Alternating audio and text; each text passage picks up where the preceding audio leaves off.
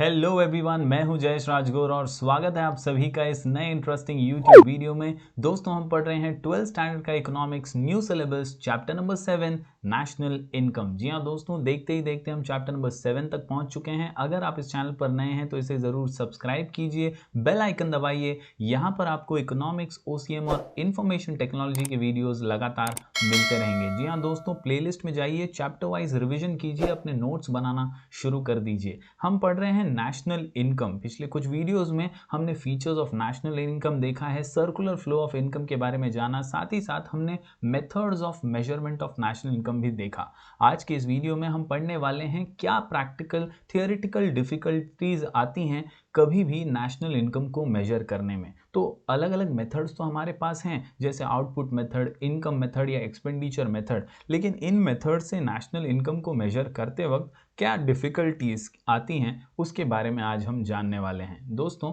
Just have a quick recap and let us begin.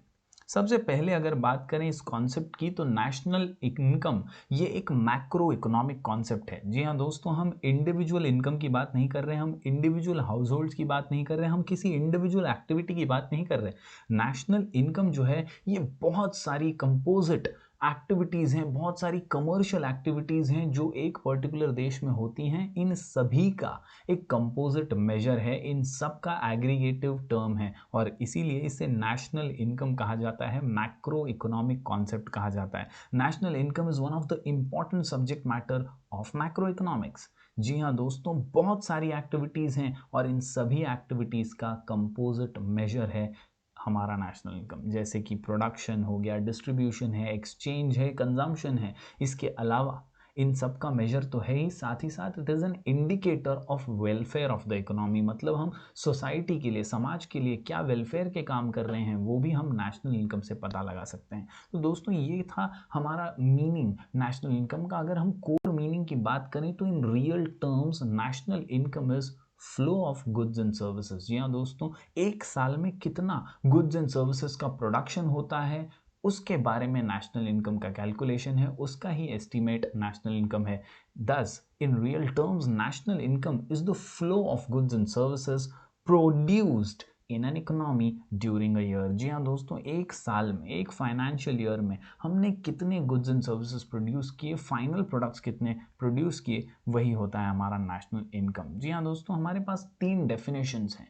NIC यानी national income committee का definition जो कहता है a national estimate measures the volume of commodities and services turned out during a given period counted without duplication। यहाँ भी इसी बात पर जोर दिया गया है कि जो फाइनल गुड्स हम प्रोड्यूस कर लेते हैं उनका एस्टीमेट हम लगाएं, उनको हम ऐड अप करें विदाउट डुप्लीकेशन, तो हमें नेशनल इनकम एस्टीमेट मिल जाएगा। इसी के साथ हमारे पास प्रोफेसर पीगू का डेफिनेशन है जो कहते हैं national dividend is that part of objective income of the community including of course income derived from abroad. जी हाँ दोस्तों, हमारे कम्युनिटी की इनकम वो इनकम के साथ जुड़ती है नेशनल इनकम में, हमारी इनकम फ्रॉम अब्रॉड। जी हाँ दोस्तों, बाहर से जो इनकम हमारे देश में आ रही है वो भी हमारी इनकम है और उसी के बारे में प्रोफेसर पीगू ने जिक्र किया है। इसके अलावा आयविन फिशर कहते हैं नेशनल डिविडेंड और income consist solely of services as received by the ultimate consumer। यानी ये कंज्यूमर ओरिएंटेड डेफिनेशन है। फिशर कहते हैं कि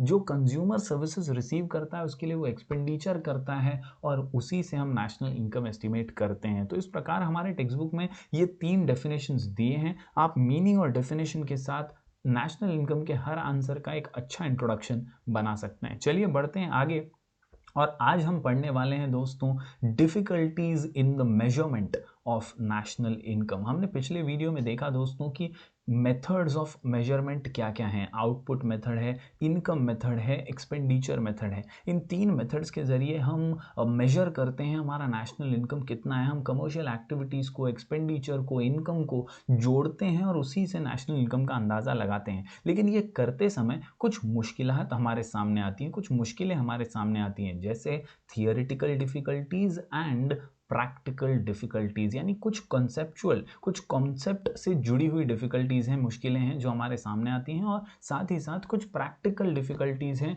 जिनका हल होना बहुत ज़रूरी है प्रॉपर नेशनल इनकम एस्टीमेट लाने के लिए। तो आज हम देखेंगे क्या वो थियोरिटिकल डिफिकल्टीज हैं जो नेशनल इनकम के मेजरमेंट में हमारे सामने आती है। जी हाँ दोस्तों, क्वेश्चन का नाम है theoretical difficulties in measurement of national income. जी हाँ दोस्तों, फिर एक बार दोहरा दूं, क्वेश्चन का नाम है theoretical difficulties in measurement of national income. हमारे टेक्स्ट बुक में कुल मिलाकर 7 पॉइंट का ये आंसर दिया हुआ है और इन 7 पॉइंट्स को आसानी से समझने के लिए, याद रखने के लिए हमारा शॉर्ट कोड है तुस्सी VIP। जी हाँ दोस्तों, क्वेश्चन का नाम है theoretical difficulties of measuring national income, answer का नाम तुस्सी VIP। जी हाँ दोस्तों, तुस्सी VIP, 80 तुस्सी पियांगे लस्सी, और वीडियो को लाइक कर दो मोर देन 80, क्योंकि आंसर का नाम है तुस्सी VIP।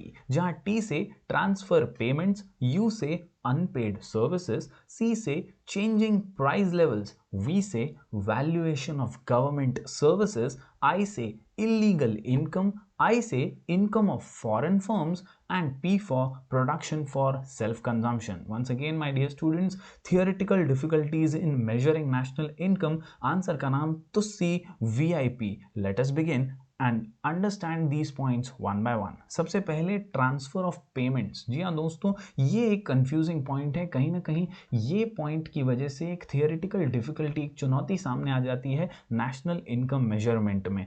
इंडिविजुअल्स को पेंशन मिलती है, कई बार बेरोजगारों को सरकार की ओर से बेरोजगारी भत्ता मिलता है, एक अलावेंस मिलता है जिसे अनएम्प्लॉयमेंट अलावेंस कहते हैं। But whether these transfer payments should be included in national income और नॉट, ये एक सवालिया निशान खड़ा करता है कि ऐसी इनकम को हम नेशनल इनकम में जोड़ें या निकाल दें।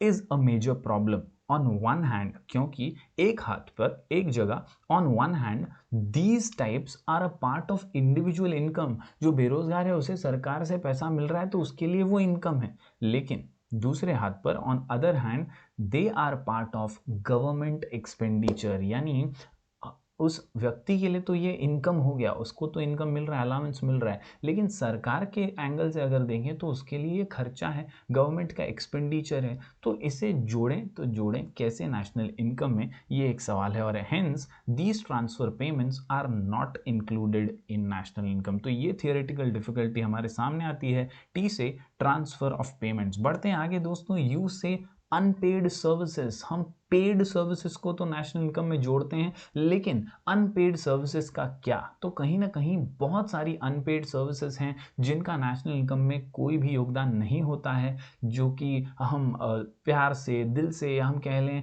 आउट ऑफ लव और अफेक्शन करते हैं। ऐसी सर्विसेज को कभी नेशनल इनकम में नहीं जोड़ा जाता। For the purpose of calculating national income, only paid services और paid goods and services are considered. However, there are number of unpaid services which are not accounted for in the calculation of national income, जैसे कि for example services of housewives and the service provided out of love, affection, हमने कोई charity कर दी, हमने donation दे दिया, तो ये चीज़ें कभी भी नेशनल इनकम में कॉन्स्टिट्यूट नहीं होती हैं। Out of sympathy, charity etcetera are not included in national income. ये भी एक थियोरेटिकल डिफिकल्टी है। बढ़ते हैं आगे दोस्तों, तो VIP, सी से चेंजिंग प्राइस लेवल, भाव, प्राइजेस, इसमें उतार चढ़ाव आते रहते हैं। तो नेशनल इनकम में कौन सा भाव लेना है, कहीं ना कहीं ये भी एक डिफिकल्टी आती है। Difficulties in calculating national income also arise due to changes in price level. For example,